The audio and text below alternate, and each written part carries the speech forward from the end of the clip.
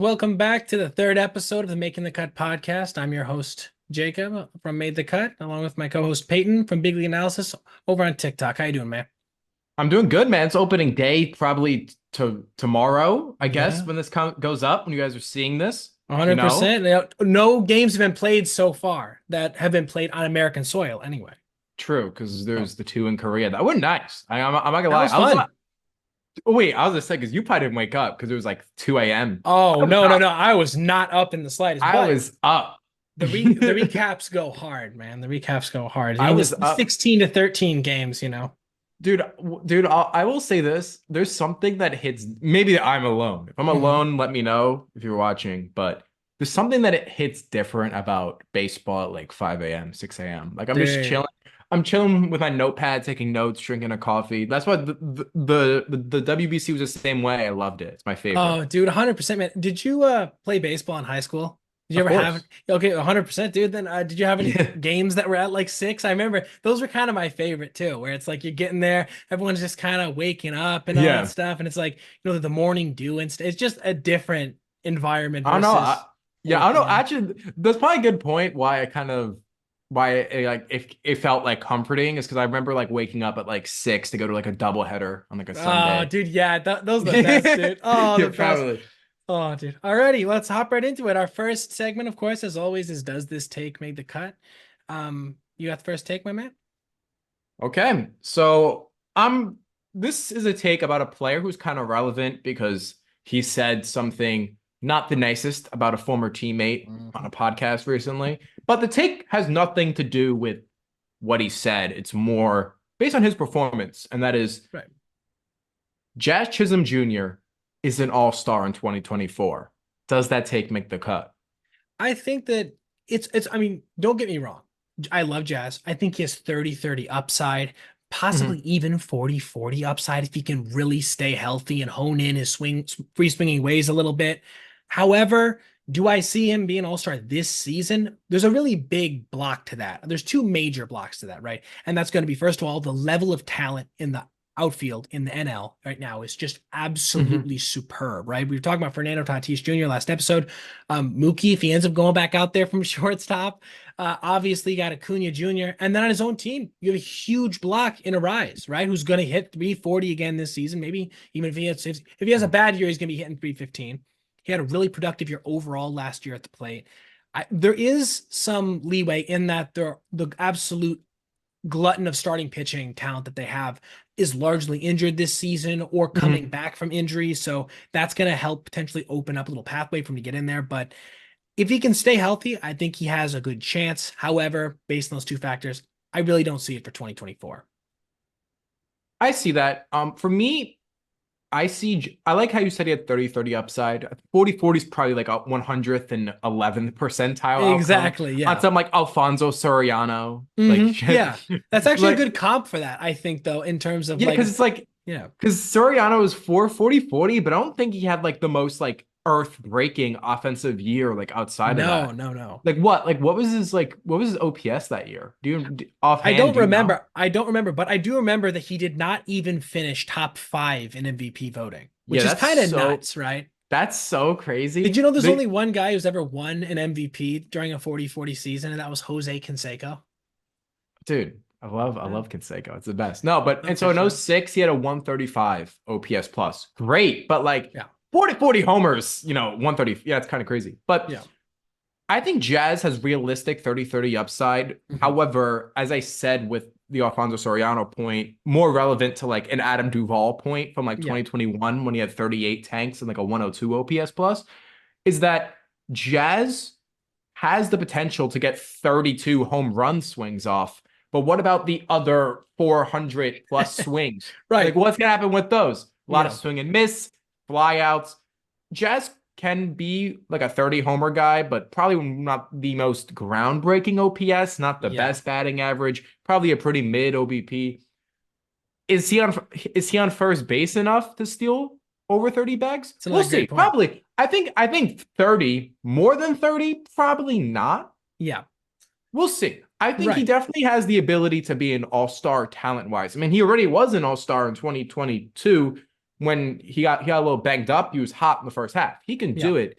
I bring it up again because, we're kind of waiting for the superstar outburst from Jazz. We thought we got it in 2022, but he got hurt, didn't really come to fruition. 2023 was a weird year. Yeah, Like, this is I a agree. really interesting year in the evolution of Jazz Chisholm Jr. I think that's my point overall. 100%. Another thing you have to look at when you're looking at something as subjective as like all-star voting, there's two real ways to be elected to an all-star game today, right? Or I will say three. The first one is fan voting. I don't think he has a pathway this year for that. Is he Probably not. going to be so good that he's so even if he the thing is, even if he's having a year, which he's not going to, but even if he's having a year that's as good as Acuna Jr., he won't get voted in because the Braves fan base is so active in the voting community. But so you have that way. I don't think that's realistic for Yeah. him. I don't think he's going to be a first level reserve either because that's largely selected by, that's kind of like secondary fan voting and all of those things and same factor there. And then the injured reserve kind of like straggler territory. It's going to be really hard for him to make it because he has made, I feel like, some enemies around Major League Baseball when it comes to his perception as almost like hating on like this amazing veteran presence that everyone in baseball seems to love, which is Miguel Rojas. So it's going to be the political game on the back end of it's going to be really hard for him. But I mean, one thing that inevitably plays in his favor is that he is a great face for baseball. He's great to the fans. He's electric. He's not afraid to bat flip. He wants the spotlight at all times. And I think that there's not only is there room for that, but also Major League Baseball as a organization is starting to move more that way in terms of what they desire, just because it's Mhm. it's more in line with kind of this youthful image they're going for. So I wouldn't be surprised necessarily, but I wouldn't bet on it for 2024. Yeah, I think it's a good point. And I liked your point about Jazz as a character and a person. I think that's important because while Jazz does step on toes, and he does, he Mhm. does some questionable things. Like what I would have called out Miguel Rojas, probably not, but I understood where he was coming from, especially with Yeah. what he was talking about. Would I have slapped the ass of an opposing team after I hit a homer? The catcher and the opposing team after I hit a homer? Probably not. Probably That one not.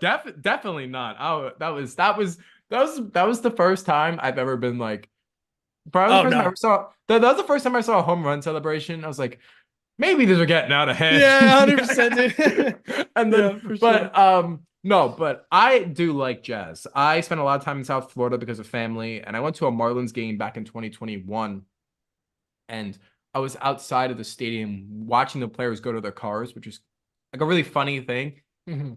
And Starling Marte, I remember had like a crazy car, but um, so last two Jazz hasn't walked out yet. Everyone walked out. There's right. This older dude walks out. No one cares. It was Don Mattingly. No one cared. Jazz walks out. Loud pop. And this dude, I watched it happen because I was like, wow. He stayed for like 30 to 40 minutes. I was waiting for like, my ride. And he signed the ball of at least like 50 kids, took photos with everyone before he then like considered leaving. I'm like, Yeah. say He what has you the want about attitude of a superstar. And yes, that's like important. yes.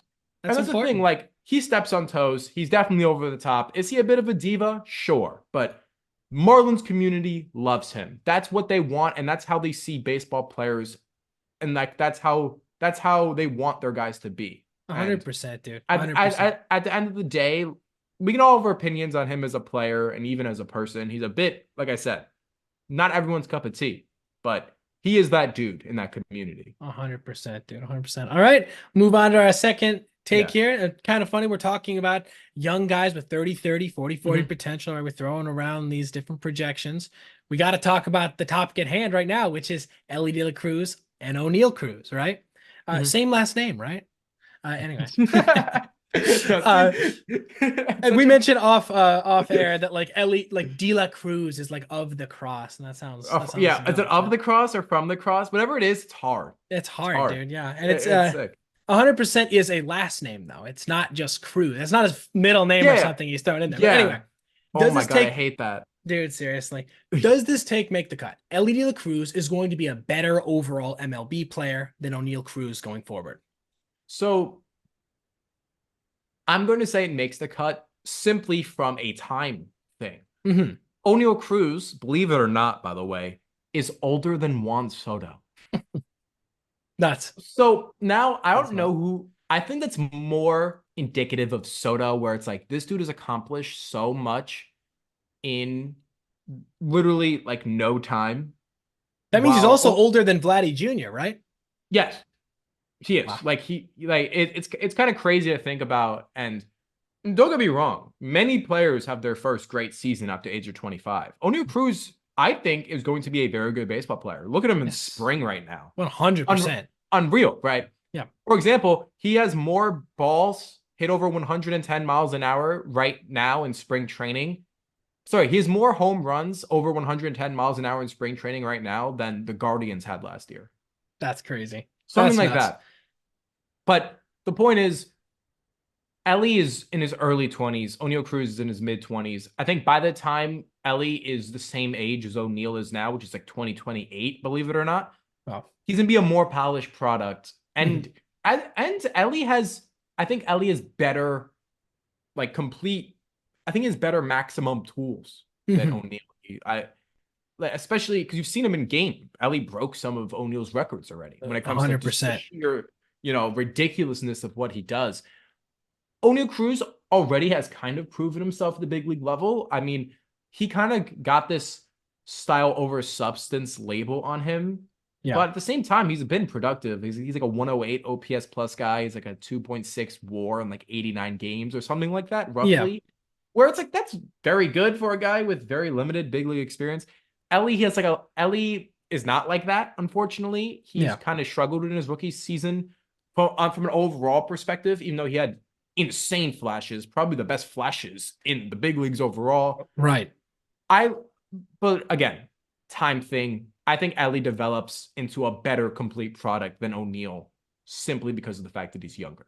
And I agree with what you're saying. If we're gonna let's imagine that they're the same age, right? Because that is a huge factor. But let's Yes, imagine they're the same age, just from a tools perspective here. exactly. I think Ellie has a better chance to accrue more value overall because he has a better chance to stick at shortstop and because he's a switch hitter. O'Neal has the kind of long lefty swing, especially being 6'7", where he can't necessarily react to breaking pitches away. He's really struggled versus lefties in his rookie season. I can totally see him. We've seen him this even this spring having a more compact swing, not necessarily the most moving pieces to it.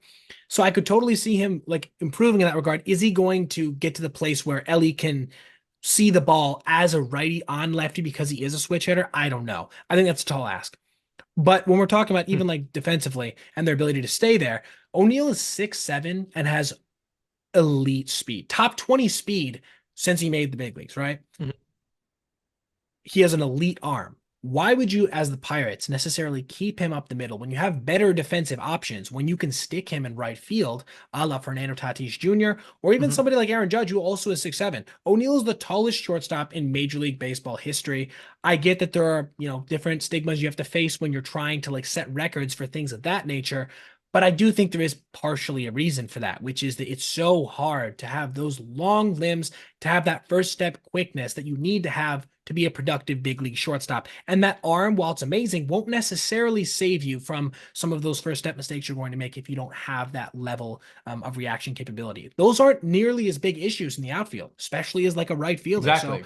I could see him being an elite right fielder, even, right? But elite shortstop, elite right fielder, those aren't necessarily going to compare in the same ways when we're talking about the accruing of value. On top of that, O'Neal Cruz, Ellie De La Cruz, he had similar OBP numbers relative to O'Neal in the minor leagues at that younger Mhm. age you said. So now let's throw age into it. He was throwing up similar OBP numbers while being behind a couple seasons. So I think that speaks volumes to his ability to actually make better swing decisions the more he adapts to the big leagues. It was a little out of his depth last year. If you watch the highlights, you'd think that he was being like one of the most dominant players in the big leagues. There were talk of him making the All-Star game last year, which I already thought was ridiculous. He had been up for a month at that point. But Yeah. regardless, when you actually watch the Reds games and watch him take swings, he was looking overmatched when it came to pitch sequencing a lot of the time. However, I do think he has the eye to adapt. I think that he is incredibly young, like you said. And even if it does take a little while, he has that time that O'Neal doesn't necessarily have. However, both have 40-40 upside, which is insane, right? I mean, it feels like we have more 40-40 upside players in the big leagues than we ever have. It's an amazing time to be a With the baseball new fan. rules, yeah. With new rules, yeah. 100%. But at the end of the day, I agree with you. I just can't see O'Neal getting to the same level that Ellie's going to eventually. Although, if it happens, I'd be glad to see it. I love the rivalry interdivision. It's going to be amazing. Yeah, so something really interesting that the Pirates have such an interesting issue on defense is that their shortstop kind of has not the greatest range, Mhm. but their third baseman is basically a shortstop. I know, right? I was thinking about that too the other day when I was Brian looking at their, Hayes is yeah, the such a dog. dichotomy there. Yeah. There's an argument to be made that maybe Cabrian could be shifted over. I've seen some people make that argument. It's kind of tough for me because It's so weird. he's so good at third that do you risk like messing with that, moving him up the middle? On top of that, like he has amazing peripherals at third base, but he's not the fastest player. And Mhm. like, does that translate necessarily? He doesn't have the strongest arm. Does that translate necessarily up the middle? However, maybe you could also make the argument that that helps O'Neal because those balls that O'Neal's not going to Yes. get to in the gap between third and short, he could potentially get there. But you're right Yes. too. And then when you look at the hitting peripherals, it's like O'Neal's projecting to hit more like a third baseman. Cabrian hits more like a shortstop. Very So interesting. it is interesting, and I wanted to get the numbers in front of me. That one, by the way, oh, voice crack. One, by the way, I something I love about Key Brian Hayes is that he's one of my breakout picks for this upcoming Mhm. season. Hits the crap out of the ball, but He really regardless, does. um, something interesting about him is that he's really good to his left, and Mm. he's also really good coming in. It's like hypothetically, even though it's not the same range, he could play there. He And I could think play some O'Neal short. has much better chance to stay at third than he does at short. Infield, Yeah. again, infield highly relegates his speed. That's a big problem for anybody who's not a shortstop when you're on the infield, is that you can't necessarily use that same speed potential to get the Mhm. balls. But again, I think he'd fit in much better at third than short. That's for The sure. only the only knock on Hayes as a defender is his arm. But at the same time, I'd keep him at third because he's the best defensive third baseman in baseball. Right. That's So what I'm saying. Do you mess with yeah, that? Yeah. I wouldn't move him, but it's a fun thought experiment. 100%, man. All right. So today we're going to do something a little different when it comes to our quiz section, which is that we're going to do the Immaculate Grid. Thank God. It's become a Let's do this. huge, obviously, it's become a huge thing in the baseball community. I do it myself every day. I love it. Look forward to that time every night. I'll do it as I'm like, getting ready for bed, brushing my teeth and everything. I just gotta pull up Man, the that's a really I think I may start doing it as the opposite. I think that's a fun like coffee and like that immaculate grid you time. either do it at night or you do it in the morning, right? I feel like I think that's something I may adapt into like my routine. Um, so we're going for rarity score now. Yes, yes, yes. I mean, if we absolutely can't think of one, this is the Immaculate Grid game, right? If you absolutely can't think of one, we'll throw someone out there we know. But rarity score is preeminent here. We want the lowest score possible. I usually aim to get under 5% for each. I'm not like one of those people who like is trying to think of like, Bo Ridley from like 1933 and all that. But I do Yeah. try to get as low as possible. So Yeah, let's be strategic. Let's yeah, try to get a low. Let's try to get a low score. Okay, let's go box by box. Okay, 100%. you want So to start first. there? Yeah, first one, I got two guys that are both side armors. So tell me what you think. Aaron Oh, Aaron Loop or Josh Smith? I was thinking of. Well, wait. Actually, don't ignore me because ignore me because I don't think Adam Simber has actually played a game for the Angels yet. So ignore that. That's always Ignore tough, that. right? Yeah, well, the same thing with the next one next to it. But Joe Smith. I was thinking of Kendrys Morales, but I think Joe Kendrys Smith might. Morales is good too. But I think Joe Smith may be better. Okay, let's see. Okay, Point yeah, three. definitely Point three is better. pretty Definitely good. better. Yeah. Dude, for sure. Go ahead. Torrey Hunter and Drelton Simmons, but don't do either of them because they're Yeah, obvious. for Um, sure. Oh, I got a good one. I got a good one. Oh, wait. Drew Butera played for Drew the Butera. yeah, What? played for the Twins, but I'm not sure if he played for the Okay, Angels. okay, I'm getting okay. I need to lock in. This dude's pulling out. This dude's pulling out Drew Butera. I don't think he ever pitched for That's the crazy. Twins either. Angels and Twins. I have the two obvious ones. I got a good one for pitch for the Twins too, if you want to think about that. I know that Eduardo Escobar actually pitched for the Twins. That's the way you want. Okay, that's Yeah, interesting. yeah, yeah. Technically, this is what I love about Immaculate Grid. Yeah. Minimum one game. They make that stuff very clear. At first, I didn't realize you could do that. And so I was always like wondering, oh no, I don't want to potentially have a season that whatever. But I like that they have that little explanation thing. So it's Yeah. like we can do that. You comfortable with that? Yes, do it. Escobar. There we go. Point 0.1%. one. There we Okay. go. Can I? Okay. Angels and Um, Twins. There's a lot of Simmons is honestly a good pick to fall back on. I don't think a lot of people think of him as a twin, but he is more recent, which of course is the issue when you're going for like rarity scores and stuff like that. Shane Robinson never I have an played for idea for them. the. Wait. Can I throw my hat into the mix for Yeah, Blue Jays and 100%. pitch? Okay, yeah, yeah. Clay Buckholz. That's a great one. That's a great one. That 100% is Give going to me, be give me, sub give me one. point three. Give me point three. Give me point three. Point. Okay. Oh, that's Wait, good, what? dude. That's Is that? good. Point Wait, one. what?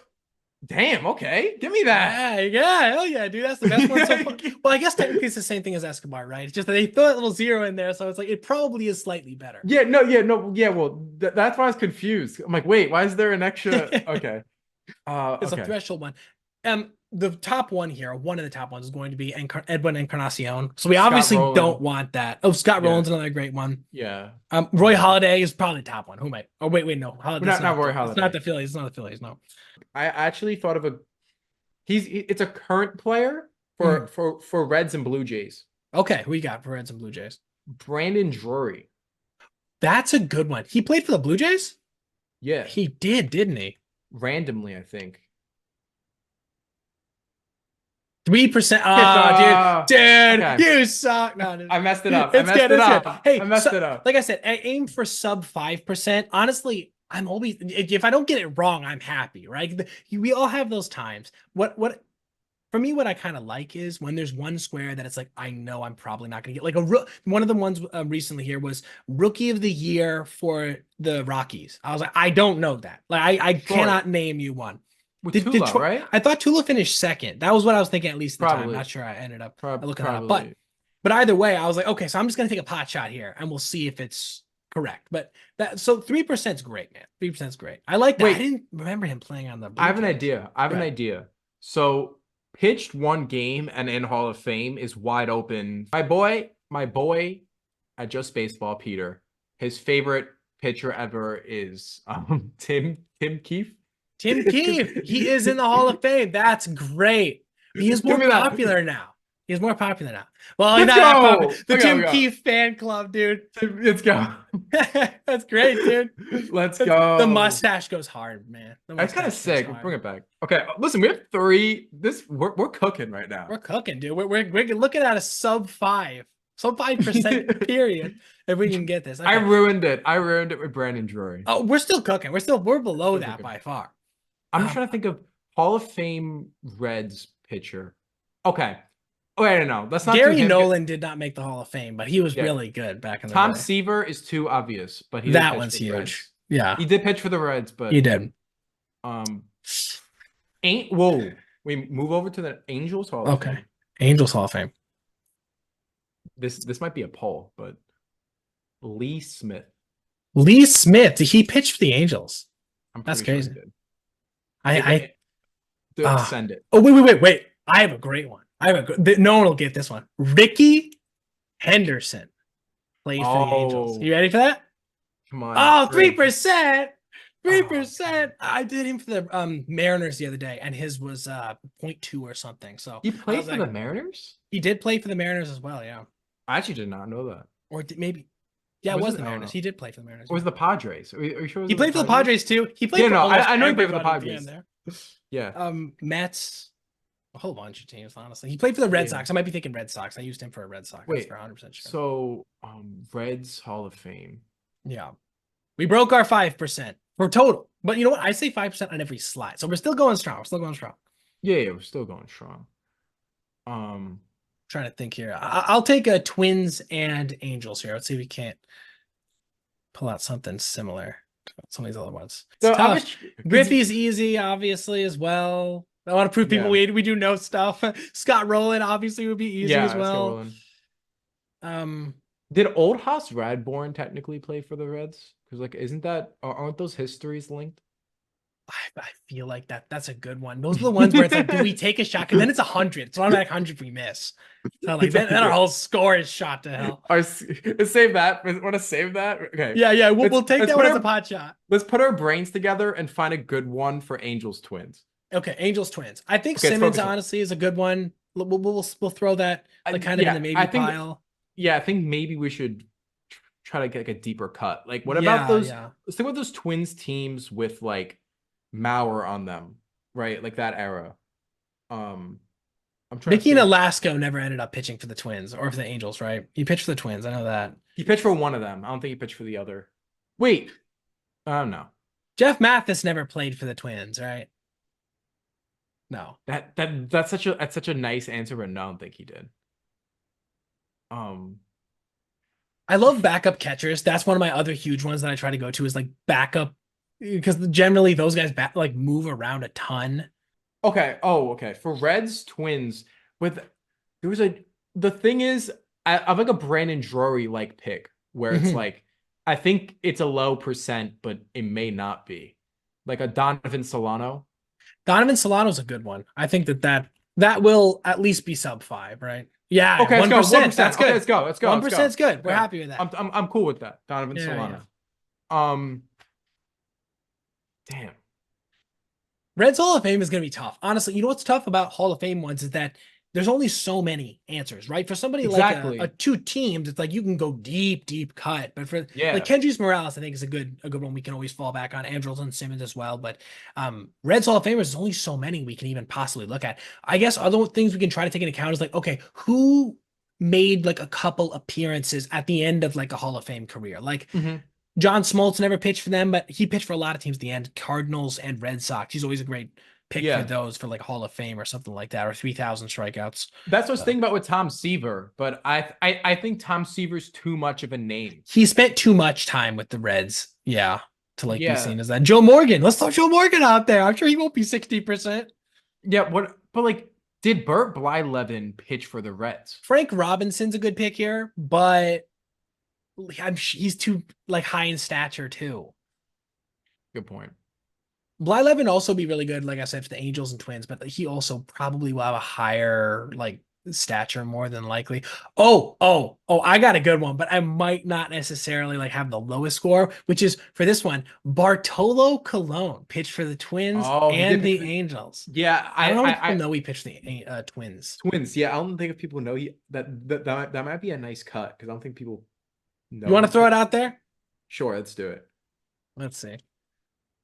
Oh, my spelling is absolutely amazing. All right, let's see. 7. Okay, I'm cool. 7%. I'm cool with it. I'm cool with it. It's fine. It could be a lot better, but I'm surprised 7% of people know who have answered this know that he pitched for the Twins. He only pitched them for like Dude, half a season. I think okay. So for Reds Hall of Fame, my options are Joe Nuxall. We could throw Joe Nuxall out there, right?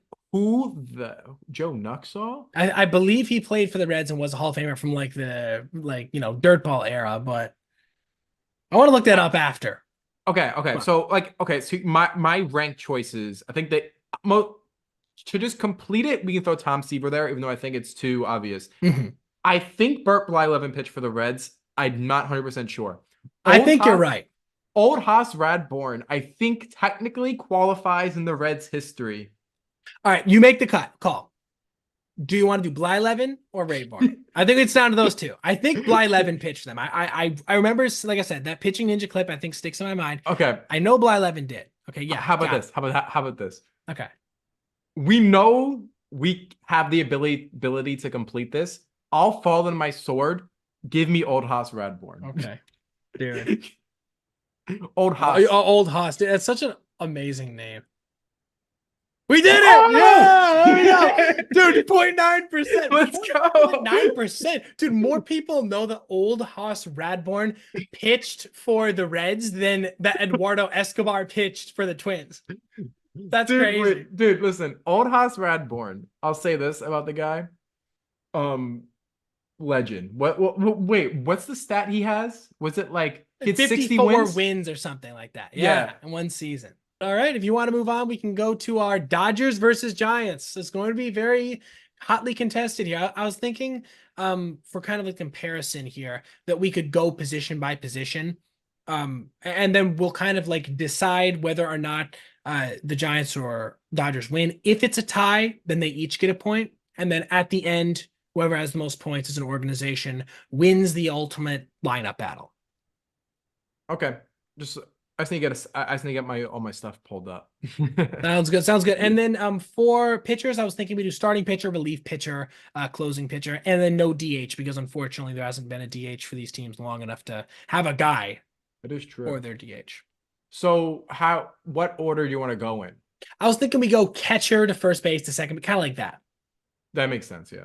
Awesome, dude. All right, well, we're gonna start out at catcher. You got your pick ready? Yeah. Awesome, dude. Well, my pick is obviously going to be the absolute goat of West Coast catchers in modern times, at least. We have Buster Posey, who undoubtedly was their best catcher of all time. There are a couple other guys that were like decent, but he hands down had the most home runs for a catcher for them all time. Had a career slash 302, 372, 460, 129 OPS plus as a catcher. Great defense. Really tough guy to beat any comparison.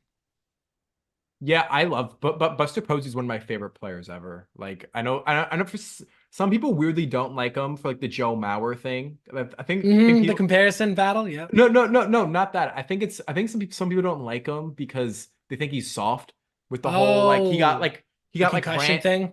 yeah, like he got like ran over and like they changed Mhm. the rule because of him and everything. But That's he's stupid. undeniably one of the best. He should be a Hall of Famer. A I like hundred yeah percent. A yeah. hundred. I mean, if I'm one of those Mauer's in, people. if If Mauer's not, in, yeah, no, yeah, Maurer getting in solidified his Hall of Fame, his case. catchers But are just different, dude. All right. Well, I love catchers. what's your pick, Um, man?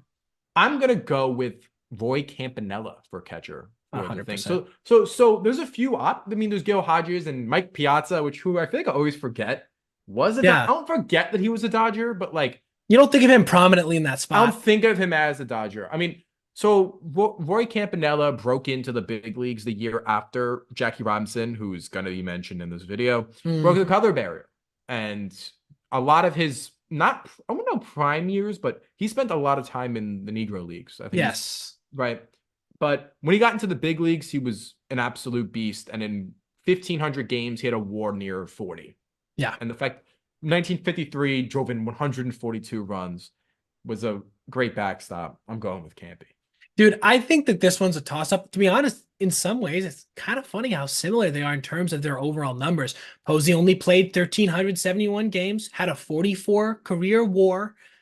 Basically, in my opinion, was the best catcher of his generation, but did not play a ton of time.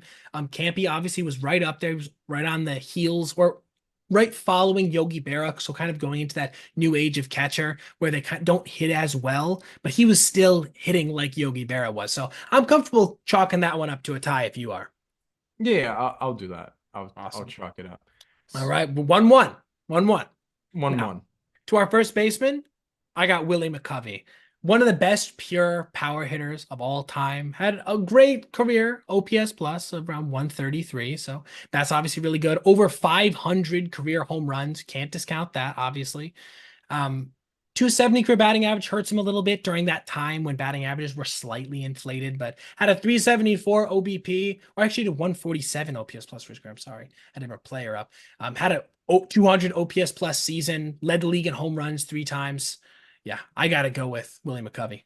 So this is a weird one because for me at least, because I mean, he's technically not the first baseman? Mm, So okay, so Jackie Robinson, right? yeah. Debuted as a first baseman, Mhm. but he moved to second. Yeah. So I think I'll save him That's and smart. I'll probably just go with Steve Garvey.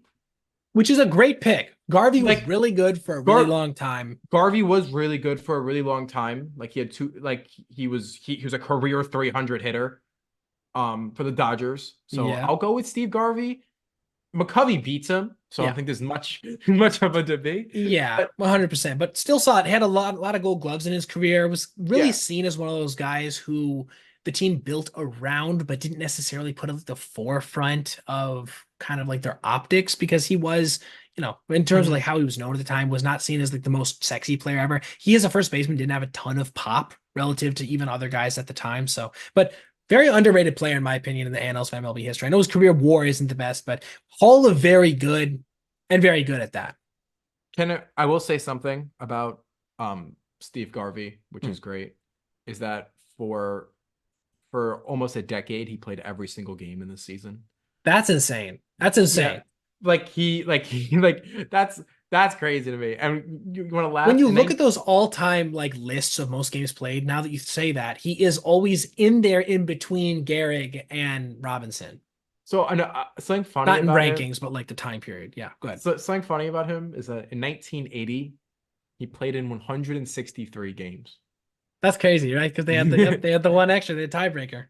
He was just a dog. Technically speaking, he is tied for the most games all time in Major League Baseball history played in a Actually, season. Actually, I don't think so. I think one guy actually played 165. I forget who. But That's crazy. I Oh, think it wait, was three a game series at the end.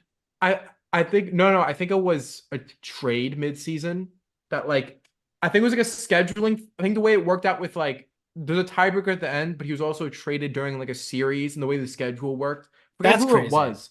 Forget who it was, but I think someone got up to 165. That's a video right there. Yeah, I think it might be. 100%, dude. All right, moving on to second base. I'm gonna throw out some stuff because I feel like this guy deserves it, but like we know who this is gonna go to. Jeff Kent, one of the best second basemen of all time.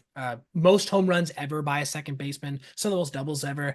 377 homers, 560 doubles, 290, 356, 500 slash from a second baseman. Pretty insane. 123 career OPS plus. That was obviously low somewhat because of the steroid era. He never really gave me the impression like he was a big steroid guy. His stature didn't really change, his physical stature, that is, during his career. But overall, I mean, like I said, I mean, if you're going to draft shortstops all or second baseman all time, like he's going to be probably within your top five picks. But yeah, I don't. Go ahead and throw yours out there, and we'll We're get the talking inevitable over with. about the most important baseball player maybe ever Hmm. outside of like me. Actually, he's the most important baseball player Yeah. ever. Is Jackie Robinson. Like I don't need to talk. I hope I don't need to talk to you about like his impact on the game or anyone Yeah, listening. seriously. I hope you know, but this is a guy who he made his MLB debut at 28 and still was able to accumulate 64 WAR. See, This is that's it. one thing people that always bugs me, by the way. it When people talk about yes, Jackie Robinson, a lot of them talk about, oh, he was important, or he was, and well, yes, no, he was very important. Don't get me most wrong. important ever. He was also one of the best second basemen on a rate basis we've ever seen. He was so good. His career OPS plus, I'm sure you have the numbers up, but it's absolutely crazy. He deserved every ounce of his Hall of Fame election outside of his impact, which made him deserve it even more, right? He's the only guy in baseball that has a universal number retired. He's just a slam dunk on Deservedly every so. front. He is, by the way, okay, so you want to get into that argument. Jeff Kent played for 17 years, right? Yeah, In his 17 years, he accrued 55.4 WAR. How much WAR did Jackie Robinson accrue in his playing career? 64, Yeah. How many years did he play? 11. Yeah. So So shut up. I If you're saying actually that stuff, shut up. Actually, I'm technically wrong. He only played in nine. The one others were in the Negro leagues. But I just think it's so crazy how like Jackie Robinson is one of the greatest baseball players ever. It's just he never really got a chance to fully show that off. I mean, he's also one of the greatest athletes to ever play baseball. Like I like 100%. the famous stories that it's his fourth sport. Yeah. Olympic level athlete, In literally. three different sports, and then he was just like, you know what, I'm gonna do this baseball thing, and then he was, one of the greatest to ever do that. Um, 100%. but funny enough, he was isn't the thing that he was traded to the Giants and then he retired. I don't remember. Yes, I feel like yeah, I heard that that was yeah, true, he and that retired. would Yeah, make sense. the Dodgers traded him to the Giants and he just retired at age 37. But he also had health issues and stuff. But he is undeniably he's one of the greatest players to ever play the game, and it's That is you. he's he's kind of a what if because it's like if he Yeah. had his full career, he would have had some insane career counting stats. Point you. I think that's 2-2 now. So we're tied, So as it do we should move be in to any. third? Do you move the Yes. third next or shortstop? I was thinking third. We can go to shortstop if you want. Go Whichever one you're more third. excited about. I'm not super excited about either of these guys. So in the That's annals fair. of Giants history, but we'll go to third. So I'm obviously first up here. I got Matt Williams. Actually, in many ways, he's kind of very similar, especially during his Giants tenure, to Jeff Kent. Which doesn't bode super well when it comes to like his overall numbers as a third sacker. 264, 312, 498, 811 OPS, 122 OPS plus. Pretty good for the Giants. I Mhm. mean, he had some outstanding years. He led the NL in home runs in 1994 with 43. Around that steroid era still again. So it's like, that early to mid 90s kind of Yeah, yeah. drove down his overall numbers. But, as a Giant, he was good. I mean, he was consistently good, had 122, like I said, OPS plus for them. His numbers kind of sagged off a little bit for his career after that. But yeah, I honestly, there's going to be very few players that he will lose to or there's very few players he won't lose to in a one-on-one for all-time teams. No disrespect to, Matt Williams, but just was not the most outstanding Hall of Fame level player you've ever seen. So, you know what's really interesting is that there's a guy who there's like an obvious choice here, but at the same time, there's one player I didn't realize was as good as he was cumulatively for the Dodgers, which is Mm. Justin Turner for third base. But that's not who I'm picking. That's not who I'm picking. I'm picking Bronce. But um, Justin Turner weirdly was a lot better than I thought, just like career wise. So I just wanted to give that 100%. I wanted to give that a quick shout. But Ron Say was he played third for the Dodgers. He had a career. What's the number? Exact number? Sorry, 47.7 WAR for the Dodgers. He was I'm having stutter issues. He was he was a dog, right? Yeah. He had a 125 career. He had 125 OPS plus for them. Won a World Series, won a World Series MVP. Can't really top that. That's like Yeah. annals of baseball history. Shout out Justin 100%. Turner though Yeah. for being better 100%. than I A thought. little bit better WAR overall over a similar time played. And then, I mean, I don't know. You also have to understand what he meant to Dodgers back then. He was one of the faces of the team. He was Exactly. an absolutely insane player for them. And he was part of that World Series championship in 1981, if I remember the year correctly. 1981 for them. That was obviously huge because it was the first time they'd won in a pretty long time relative to what Dodger fans had come to expect. So I'm comfortable Exactly. giving you the point for that. Like I said, shout out Matt Williams. He obviously was very good. I know he's still in baseball coaching and stuff. And I mean, those numbers are nothing to sneeze at, but when we're having all-time lineup battles, it's hard. It's hard to compete when you have like a 312 on base percentage for your time with the respective organization all time. So yeah, Exactly. I'm comfortable with that. All right. So the next one, again, we're in a similar place here. I love him. I think he's amazing. I think there's even an argument to be made that he's a little underrated when we look at his cumulative numbers. But Brandon Crawford for the Giants, he's hands down their best career shortstop. 250 batting average, 319, 396 slugging. Obviously not that good. 97 OPS plus. For him, where he really made all of his money was with a glove, right? I mean, he was great year in, year out there. Won some gold gloves, won 3 gold gloves with them. All-star a couple times. Even oddly enough, won a Silver Slugger back in 2015, which, when I was looking at that, I wasn't necessarily like convinced that that would have been the case. But he had a couple of really nice seasons. He had a top 4 MVP finish, believe it or not, in 2021 as well. Yes. By the way, he's now with the Cardinals. Can you Oh, it's believe so that? gross. He's with It's the so Cardinals. He should gross. have retired a Giant, man. But regardless, really good career, really solid career. I know he's 37 now, so he's like getting up there a little bit, but um, he's shout out Brandon Crawford. That's Yeah, shot amazing. Brendan Crawford. Yeah. For me, I mean, I have to go with Pee Wee Reese. He's a Hall of Famer. He had an incredible defender. Um, he he was on the World Series team in '55. He was a career WAR near 70. As much as I love Brandon Crawford, I think I get the point here. A hundred And, percent. And he but sounds a little bit like especially when you look at his baseball savant page, right? He's almost like Brandon Crawford of that era, but a in little a way, better for yeah. a lot longer. Short, like glove first, was not the best hitter ever, but he No, did it for a lot longer than Crawford. Crawford's only been in the big leagues 13 years. I know Reese played what 20 plus, something around there. he played in only 16. 16. Interesting. Wow, You he know, accrued that much in that little time being a glove Th- first. well, 3 years are 3 years are gone because of World War II The because war. Yeah, that's men used to crazy. be men. But no, I'm listen, he had an iconic tandem up the middle with Jackie Robinson, and he also played short for them. Sorry, he also played for them in their first year in LA. Yeah. Well, we'll Just stuck around for just LA. yeah, just the iconic nature of it as well as for his production. I'm gonna give that one to you as well. I'm getting a little or let's say I would normally, if this were a normal team we're talking about, be getting a little scared here because spending No, but a it's little bit of done. points. It's But outfield's we got wraps. a couple outfielders, a couple no-name guys for the Giants that I just want to throw out there. We'll just see how they Outfield is stack up. outfield Um, is wrap. So okay, so how you want to do this? You want to do three out? You want to do three outfielders, or you want to go position by position? I think position by position, if you're Okay. down with that. Okay, so I was gonna Okay. start with left field first because we have somebody in left field that I of course want to Okay. talk about. So, Just yeah, we just have let's get it out the way. the little known baseball players, very underrated. Barry Bonds, 162.8 career WAR.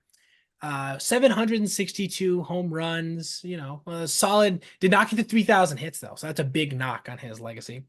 600 doubles, the founding and only member of the 500 club, all-time leader in walks, all-time leader in intentional walks, because of course, all-time leader in MVPs won, because of course. Steroids, yes, there were steroids in his career. That was true, but he was really, really good without the steroids. A lot of people don't talk about this, but as a 27, 28-year-old in Pittsburgh and then for the Giants, 200, yeah. he had back-to-back 200 OPS plus seasons. No active player in Major League Baseball Absurd. has done that. Absurd. So he was crazy without them. He was obviously otherworldly with them. But, I mean, throughout the years that he did roids, okay? If you're going to have that argument with me, right? If we were going to have that Throw him argument, out. I know you're not going to have that argument, but let's just throw out those years. For everything from 1999 on, he's still going to take it. He's just that crazy Yeah. good. Who's your So pick?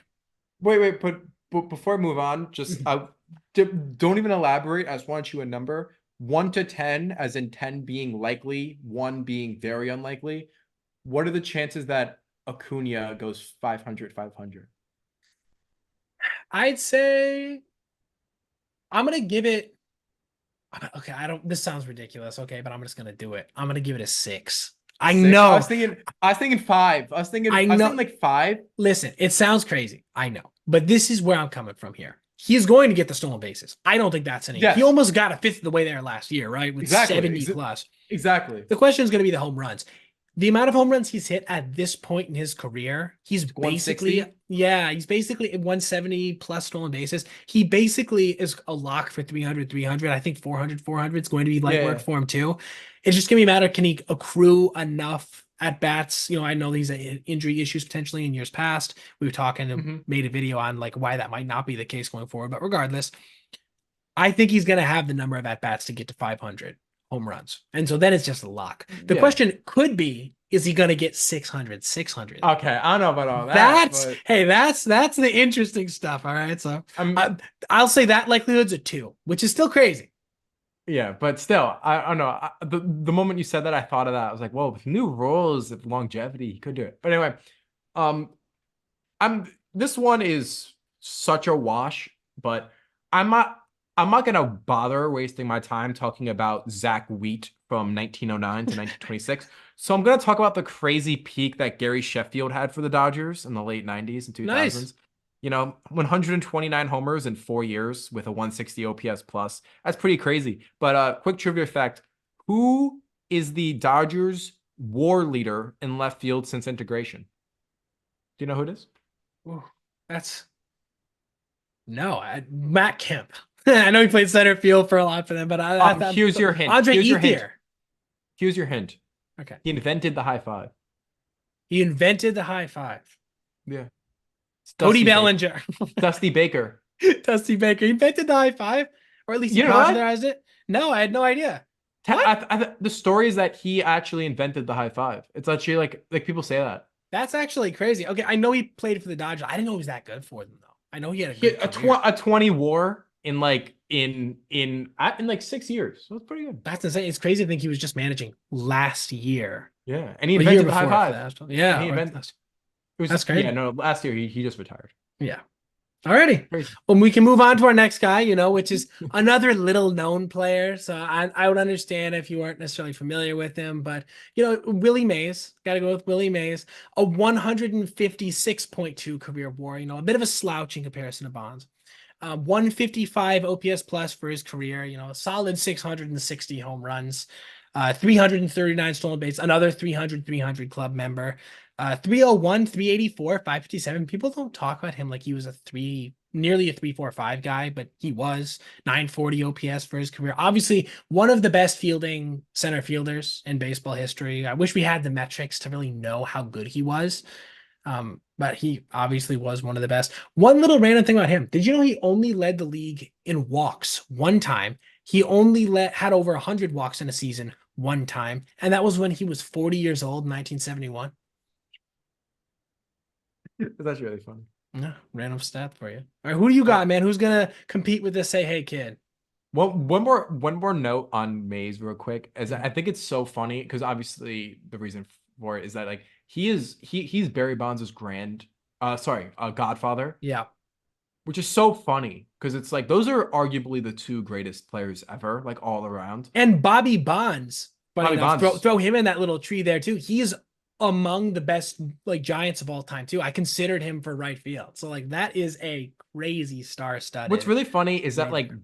Willie and Barry were both very controversial in different ways. Like I didn't know Mhm. that. I know it's funny. I didn't really know how much Mays had this stuff with the drug stuff with Yeah. the, but like it's kind of crazy.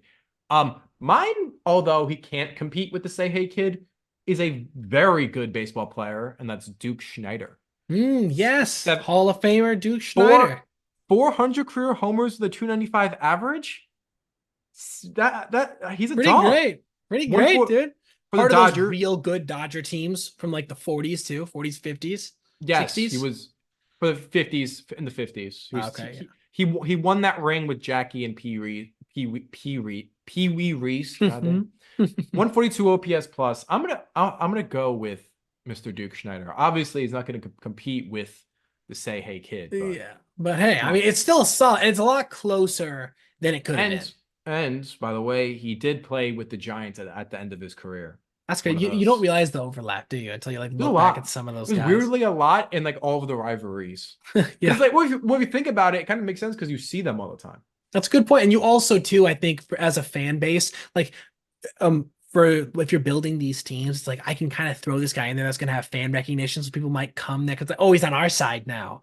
Like Exactly. Johnny Damon was still a productive big leaguer when he got obviously signed by the Yankees, but a lot of people came to those Yankee games being like, he's on our side now. But Yeah. I'll for say this. sure. I'll say this too. In '55, when the Dodgers beat the Yankees in the World Series for Mm, once, So yeah. think about think about this. Because imagine if this happened today. So the Dodgers played the Yankees in 1949 to 1956. The Dodgers played the Yankees in the World Series 5 times. The Just Yankees, crazy, the dude. the Yankees won that 4 times. I mean, like Ah, that. But on the point of Duke Schneider, as a 22-year-old in his first World Series against the Yankees, he had a 333 OPS. In the next 4 World Series, his worst OPS was 912. So he was nuts. a big game performer, Duke Big game Schneider. performer. A winner. Going Winner. He back to was those classical s- terms. some would say he's just a winner. But Exactly, dude. All right, so I'm very excited for this next one. I'm very curious to see who you're going to throw out there because this guy, while he was 100% an all-time Hall of Famer, he's definitely more achievable to overtake than the previous two guys, but it's still really tough because it's Mel Ott with his career WAR of mm, 110.9.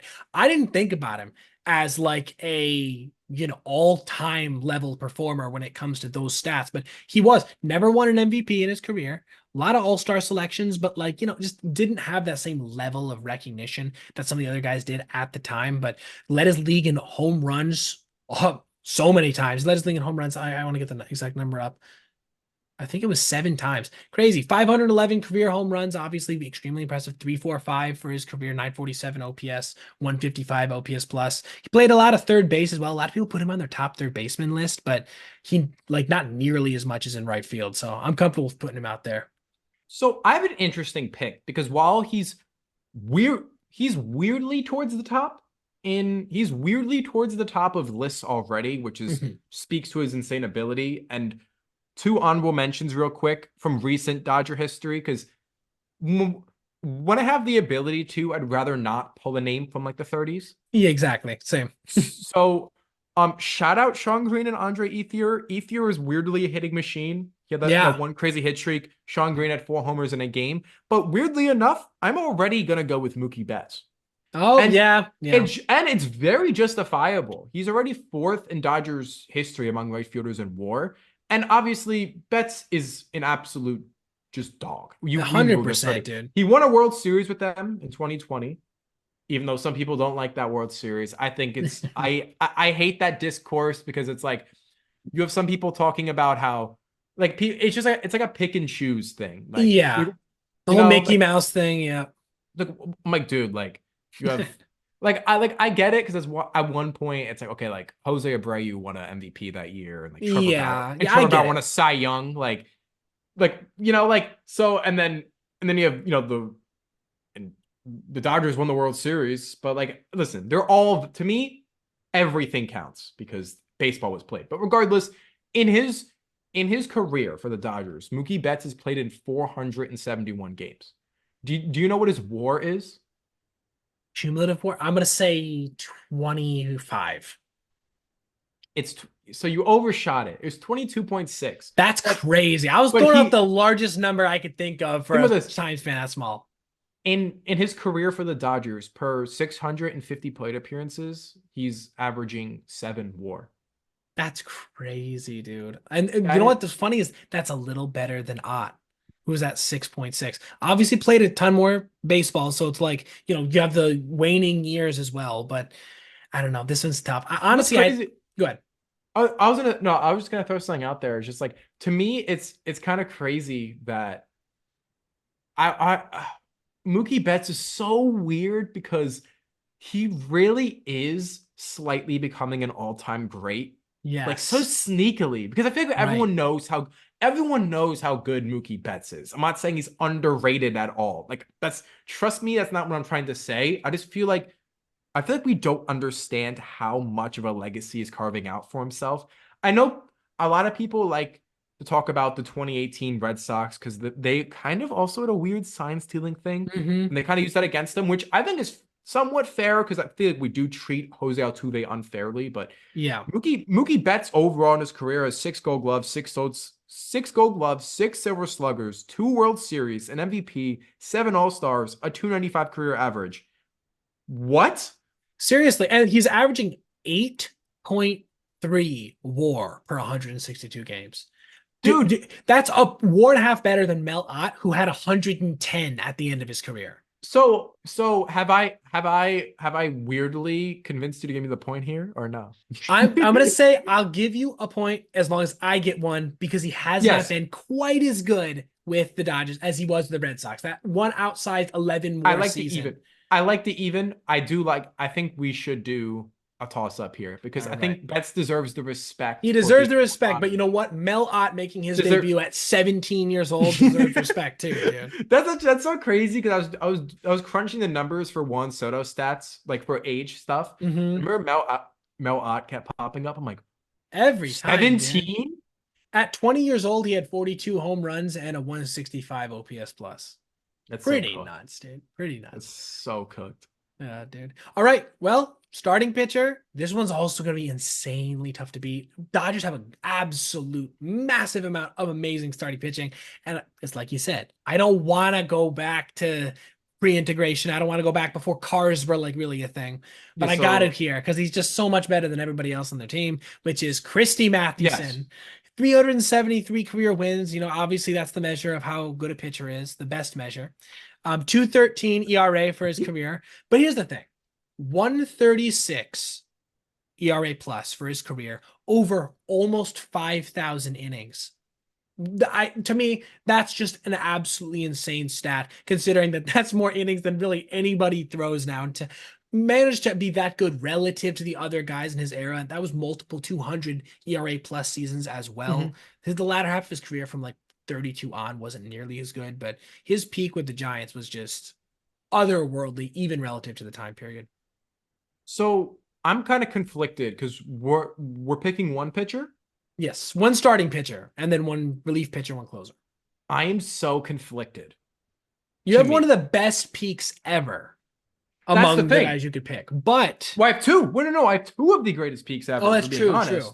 That's true. But he's still active, the other guy. Yeah, because okay, so obviously the two guys I'm kind of stuck between are Koufax I know who you should pick. and Kershaw. Yeah. I will say this. Sandy Koufax in his career didn't play that long, No. right? Okay, we know that. Yes. Although he only has 400 less career innings than Kershaw because That's true. they 8 innings back then. Yeah. Koufax has a career 48 WAR. Kershaw is at 79. Mm-hmm. Also, one more thing. Kershaw is a career 157 ERA plus, and Koufax is 131. Mm-hmm. I think to me, Oh, it's pretty clear who I would pick personally. but, but, Koufax retired after his best season. That's a good point. He retired at age 30. at the beginning of his career. The first 3 seasons were, relatively speaking, so bad that it really drives down his overall numbers relative to his peak, which was insane. But his peak was only really I was more than that. But his peak was really just those last 5 years of his career where he pitched to a 1.95 ERA in 200 starts. I know it's right? blasphemous. Yeah. And he also is one of the greatest playoff pitchers ever. It's a great point. Point. So I'm going to go with Koufax. Interesting. Okay. I think I'm going to go with Koufax because of the peak and because of the fact that he was a great playoff performer. That's fair. That's fair. Actually, I wouldn't do it, dude. No. I'm taking it back. I'm taking it back because I'm taking it back because I think Kershaw, although he has the playoff struggles and stuff and whatever, he's undeniably one of the greatest pitchers of this generation. And it's a more modern generation. And to be more aligned with my other picks with how I prioritize modern over that, I will take Kershaw over Koufax. More longevity too. 100%. Let me give you one thing. Okay, I might be alone in this, right? I might be alone in this. I consider Clayton Kershaw to be the best pitcher relative to his generation of all time. I don't say that lightly. I think he is the best pitcher of all time. You know what Pedro Martinez's career OPS or ERA plus was? 154. You know, 54? I'd say 40. I'd say 40. Kershaw? And Kershaw's 157. 157. But here's the crazy thing. A lot of people be like, oh, but the years pitched, all the innings pitched, all those things. Martinez only had 100 more innings pitched than Kershaw did right now. So it's actually crazy. Yeah. Clayton Kershaw is the all-time leader for ERA plus for pitchers who've thrown over 1,500 innings for their career. All time. Mathewson's not even close. He's like 26 behind. Basically, all the big guys are pretty far behind Kershaw. On top of that, one stat I always love throwing out about Kershaw because no one really talks about it. You know, he's the active leader in home runs allowed per 9. That's crazy. And by the way, when we talk about things like ERA is a crazy stat that's obviously relative to the generations, right? Yeah. Like it's hard to throw out ERA like leaders relative to like Tim Keefe. Decades. Exactly. Tim Keefe. Do you know where Clayton Kershaw ranks all time for ERA? He's like is he like 10th? Thing is, he's really far back, right? He's really far back when we're looking at those guys that all played. But you know what he is since integration? Integration, he's probably like 7th. Okay. He's first. Oh, never mind. Since integration. Oh, yeah. The only guy that's close to him. That's actually crazy. Only guy that's close to him is Jacob deGrom, who's thrown a full 1,400 innings less. Wait. And by the way, Jacob deGrom, remember how he's had all those amazing seasons? Yeah. He still has a worse ERA plus. Wait. So in that top 5.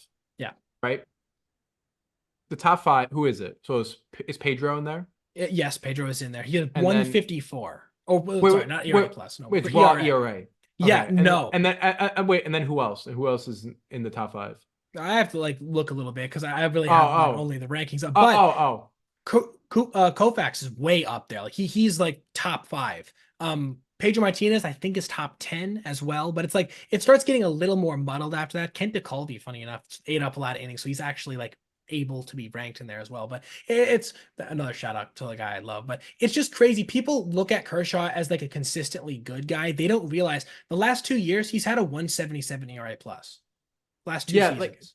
yeah, Kershaw is this. That's the thing. Like I have so much trouble with Kershaw because I I'm on the same page with you, right? I get it. I feel like even though I bullied myself into giving it to the Koufax there, even I think Koufax not maybe not objectively because like when you compare errors and stuff, I think he did have one of the greatest peaks ever.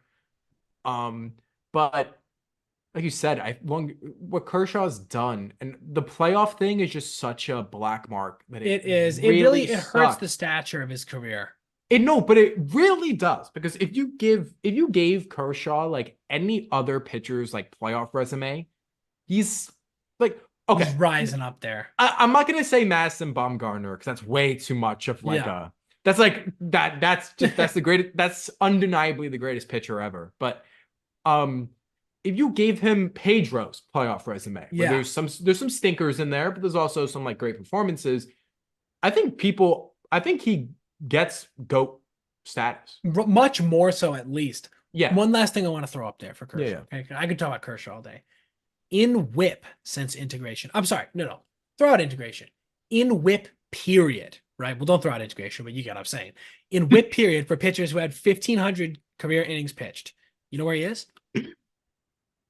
He's third, dude. He's That's third. crazy. And the other two guys in front of him pitched before the assembly line process was really a thing. Can you believe that? That's how good he's been. Talk about him all day. Either way, let's just go to say he gets the point here, okay? I don't even want to split. I don't even want to split. I love Christy Mathewson, one of the best pitchers of all time. Yeah, Kershaw gets it. I'm mad at myself for originally going Koufax because I bullied myself. Hey, you But corrected it.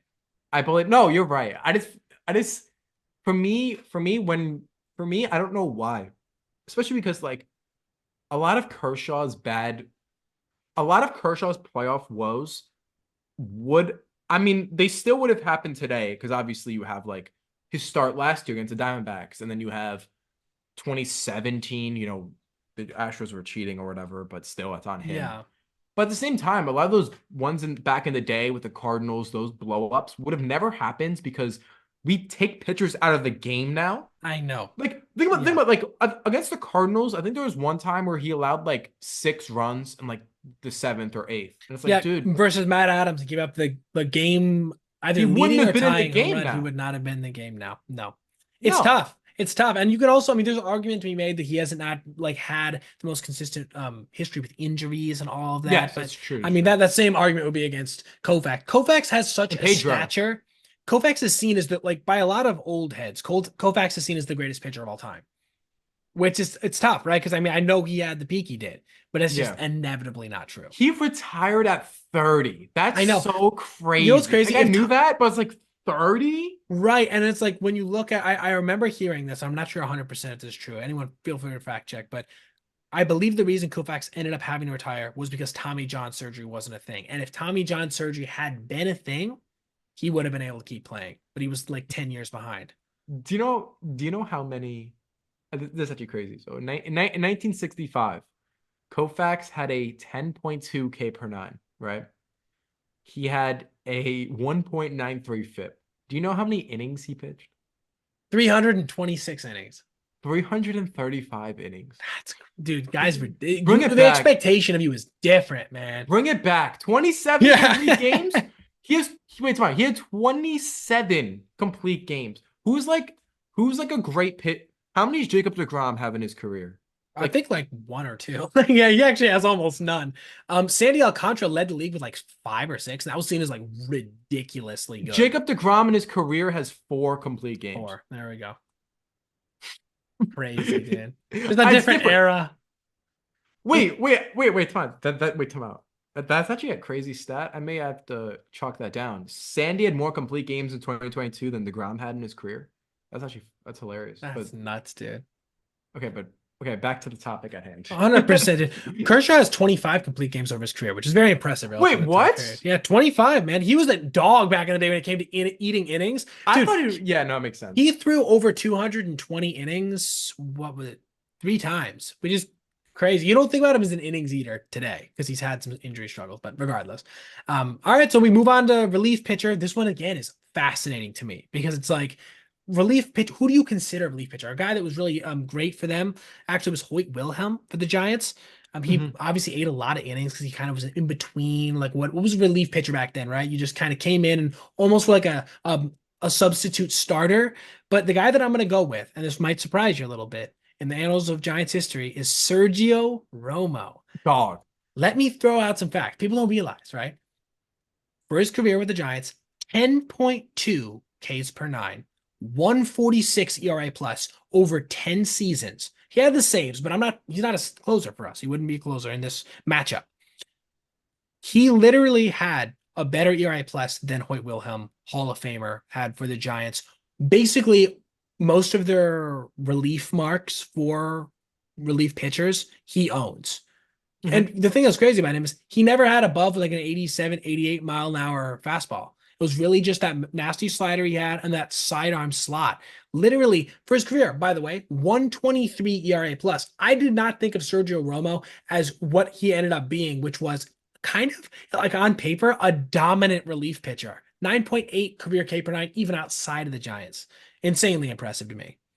So, okay. So for relief pitcher, you preferably want someone who didn't close games, even though Romo was a closer. Yeah, at But times. Yeah, because I I'm agree. trying because I have a really fun pick, but he technically did close game. He did close games for them. Like he has like a good amount of saves, but As long as he the had significant time where he wasn't a closer as well, I think that'd be fine. yeah, okay. So yeah, he did. He had both, right? Because he Yeah. was he was a primary closer, but at the same time he whatever. Okay. Okay. I have a fun one because this was a player that like I remembered when I was younger, but then like didn't realize how weird he was. And that is I'm gonna go with Takashi Saito for the Ooh, Dodgers. good pick. So okay, this is Takashi Saito is had the most unbelievable peak for the Dodgers at in his late 30s. So he came over from Japan at age 36. He played for the Dodgers for 3 years, which like, whoa, only 3 years. Yeah. Can I tell you his numbers for the Hmm. Dodgers? In 189 innings for the Dodgers, he pitched to a 1.95 ERA. Do you want to know what his ERA plus was? What? 227. Over three Okay. seasons? Wait. We're not done yet. We're not done yet. 2007, at age 37, he had a 3.19 ERA plus. That's 140. just A ridiculous. 1.40. But okay, this to me this is the craziest one. Like I said, he pitched 189 innings for the Dodgers. He accumulated 8.1 WAR. That That's is great for a relief that's pitcher. a dog. Dude. Dog. Okay. I pulled up his baseball reference. It's Obviously you're such gonna a hear those dog. words. You're gonna hear Will's words a lot, obviously, when you're watching this podcast. I pulled up his baseball Double reference. digit K per nine at the same time. Point hit a point or homers per nine. This is what did he Dude. Okay, so let me throw what? this out there. So I'm gonna give you the point. You want to know why? Sergio Romo pitched in his career for 15 seasons. Ton of games, too. He threw 821 games. Takashi Yes. Saito played for 7 seasons. Not all of the Dodgers, but I'm just going by their overall career numbers Yes, here. yeah, yeah.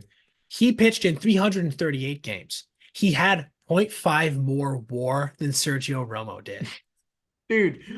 I'm gonna give you that point, dude. You gotta have the point for that one. That's I'm gonna crazy. say Which this. no hate to Sergio Romo. Shout out Sergio Romo. Amazing career as a relief pitcher for the Yeah. Giants.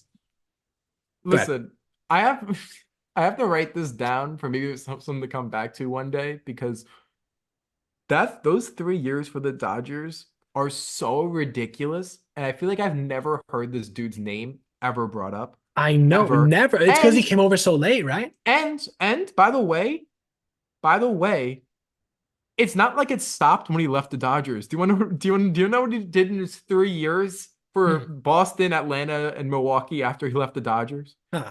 He had a 1.69 ERA plus and a 2.51 ERA. And get this.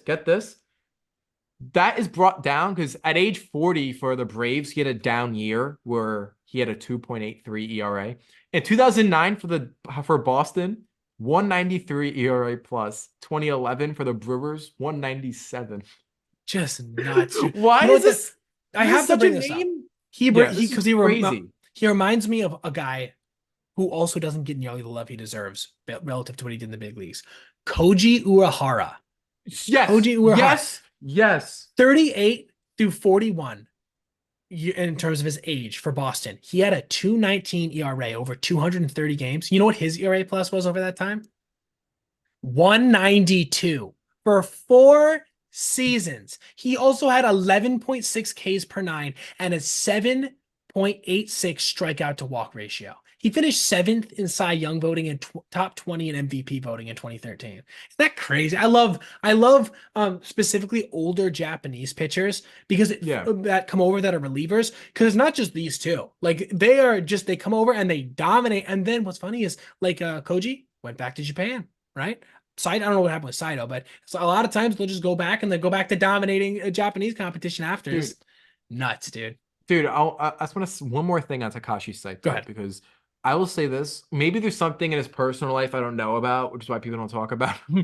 But Hmm. like, I'll say this: this dude had a 2.34 ERA in 338 career innings, and that was a That's nuts. 185 career ERA plus.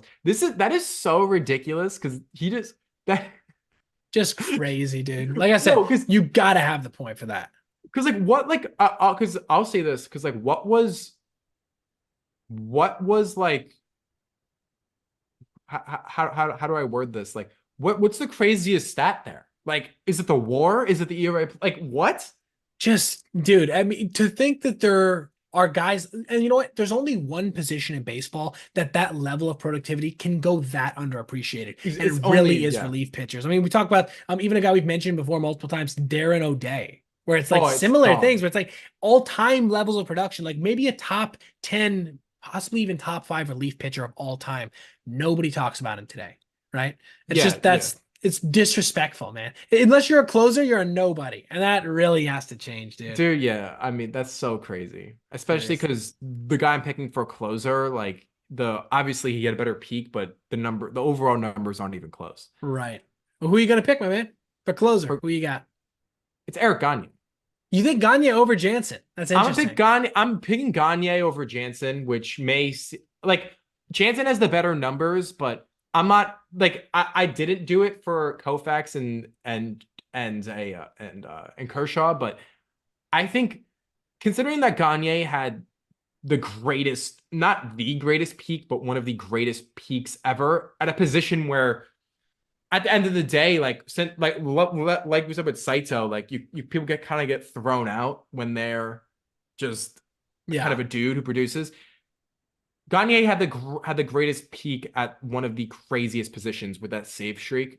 So Hmm. I'm going to go with him. That's fair. That's completely fair. It's kind of funny because I had my argument kind of ready for Jansen because he does have arguably better numbers. He Um, does. No, he does have better numbers. I'm not going to argue that. Kenley but Jansen has better career numbers, but it's like when you give think of me the Dodgers closers, well, it's okay. It's definitely that, but it's also okay. How about this is how I look at closers, especially in an argument like this, because mhm, especially now, closers don't really have like longevity like that. right? No one's mowing this shit anymore. Like you're kind of Hmm. just a dog for a few years, and then you kind of whatever. At their peak, you need 3 more outs. At their peak, who you taking? Peak Kenley Jansen or peak Eric Gagne? Well, I mean, Gagne had a special diet as well, and so that definitely That's factors in there fair. for me. That's fair. Kenley definitely has a special diet as well, but probably in a bit of a different direction. Yeah. But either way, I mean, hey, no disrespect to Kenley. Dude was a dog, not just an amazing closer, by the way, but he was a minor league catcher before that. And on the Exactly. fly, Mariano Rivera to catch her out of nowhere or a cutter out of nowhere and became one of the Yeah. best closers. So I have a really interesting one. Okay. When you think of Giants closers, like for you personally, who do you think of? Give me one guy The off the guy top of I your head. think of is, I think this is kind of how I grew up. It's the beard. Yeah, Brian Ryan Brian Wilson, right? Wilson. You I think of think Brian that, Wilson. right? That's pretty much what everyone, I'm assuming a lot of Giant I think fans of would say, Brian right? Wilson. Yeah. However, do you know who has their best career ERA plus as a relief pitcher? Wait, so what's the inning requirement? So I was kind of just looking at guys who almost like Saito, where it's like guys who Yeah. had like a crazy stretch in a certain position. And this is where like we did probably looked at this a little bit differently when it comes to like our selection for closers here. But for me, hands down, it's got to be Rob Nen, who had a 169 ERA plus over 5 years for them. But it's not just that. Okay, if we're looking at old timey stats. He had 206 saves in 5 years, led the It's league in actually saves in crazy. 2001. He finished his career with them with 2.43 ERA. Overall, he still had great numbers, 139 ERA plus 298 ERA. But you know what's crazy? The biggest thing about him that ruined his career, he had a torn rotator cuff. Or no, it wasn't a torn rotator cuff. It Wait, was what? he oh man, what was his injury? But either way, he literally retired at 32 years old.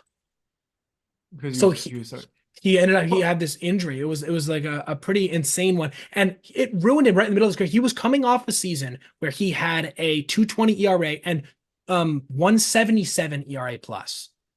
So funny he was enough, at the top of his career. Go ahead. we've kind of seen that a bunch in talking this conversation because you have Koufax is the same way, and then Jackie Robinson's a similar way with guys retiring. And by the way, Eric Gagne, last time got like Gagne's last pitch in the major leagues was at age 32.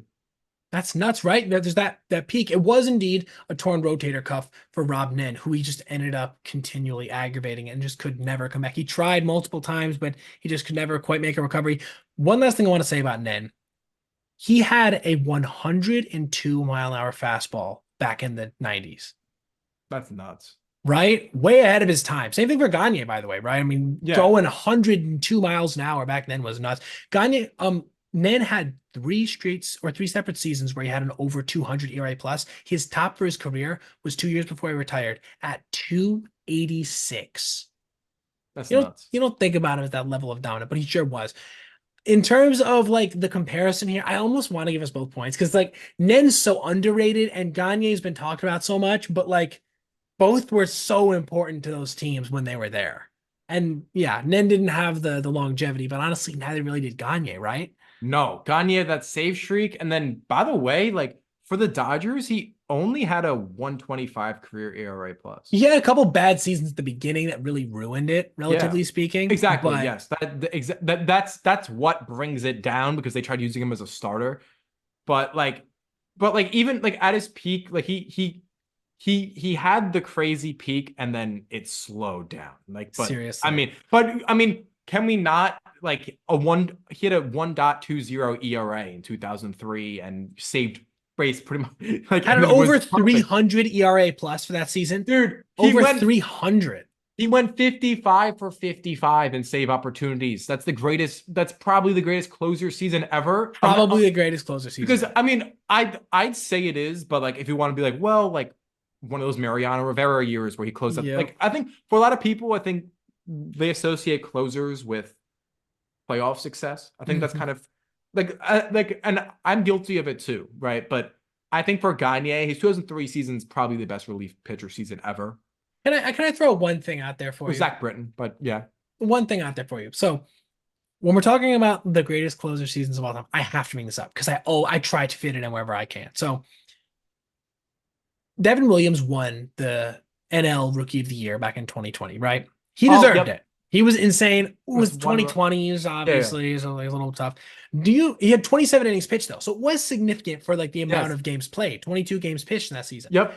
Do you know what his ERA plus was that year? So this is funny. So I do know it because I was working on a video on him and I shat my pants when I saw it. Wasn't it 1100? Oh, dude, you're Was off, man. 1375. 13. He allowed one run, right? Or is it two 13 runs? centimeters. He allowed one run on a home run. He gave up that season less hits than he walked. He had a FIP of 0.86. And lastly, he had a cool whip of 0.63. Dude, I love Devin Williams. I love. Devin I'm Williams, so man. upset. I'm so upset that he's hurt to start the year with the back Oh, issue. I sucks, love, dude. but yeah, no, I saw it the other day because I'm like, oh, like Devin Williams has like an insanely crazy resume so far. And I was like, Yeah. 11, well, it's 1375. How is that over 27 innings? So it wasn't like it was over 4 innings or something, Yeah, yeah, yeah. crazy. Last guy I want to shout out here. I think we should both get a point for this. I'll just say that. But last guy I want to shout out, we're talking about closer because I could talk about this all day. Yeah, yeah. Did you know Emmanuel Clase has a better career ERA than Mariano Rivera? Dude, Class A is a dog. Two. He literally, if it wasn't for last year where he had a Yeah, he 322, kind of was mid. a little bit less good last year, he had an under two career ERA over 244 games.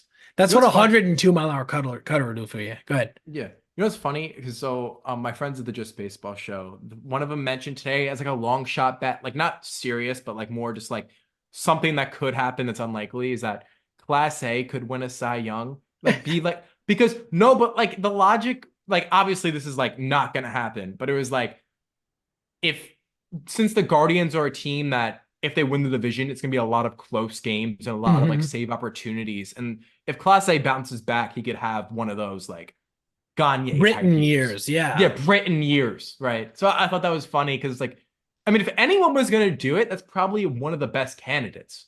Oh Even though I yeah, don't think it's gonna happen, but 100%. I mean, yeah. Williams would have been up there too if it wasn't for Oh his yeah, unfortunate injury.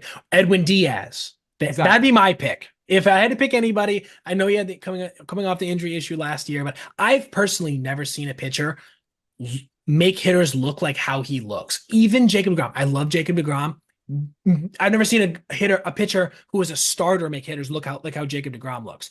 But Edwin Diaz, when he's at his best, I don't know how anybody, and I mean like the best hitters in baseball, make contact. Not even like get hits, or I'm talking about make contact with that 103 trailing flat fastball and 95-mile-an-hour slider. That's Yeah. just Yeah, and I otherworldly mean, stuff. yeah, the only reason I'd say Class A over him is that like the NL's pitching depth is so crazy. And right now 100%. the AL with Cole hurt and like Gosman a little banged up. Yeah. Like It's gonna who's be gonna win? Who's gonna win the Cy Young? People talk about like Pablo Lopez.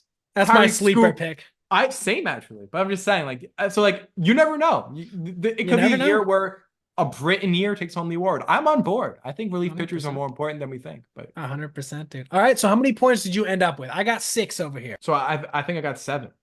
All right, Dodgers. The Dodgers take home our all-time lineups matchup. Obviously, it's not the most in-depth analysis that ever could have been performed. Like we said, I Yeah. mean, even like Kenley, blah blah, all these things. However, it's a great exploration of both teams' history. And honestly, if I had to like say off the top of my head how close I thought it would be, I would think the Dodgers would take it by a little bit. I'm not gonna Me lie. personally, I thought it was gonna be the opposite just because of Bonds and Mays. interesting. But Yeah, but again, I forgot the infield depth isn't as crazy as I it's thought. not as crazy. You know what's also crazy, by Even the though way? One, starting pitching depth, because yeah. Throwing out one but last yeah, thing. Matt Williams for his career with the Giants, right? I said 123 OPS plus. Pablo Sandoval had a 118 OPS plus at third base for them. Better hands than of I thought.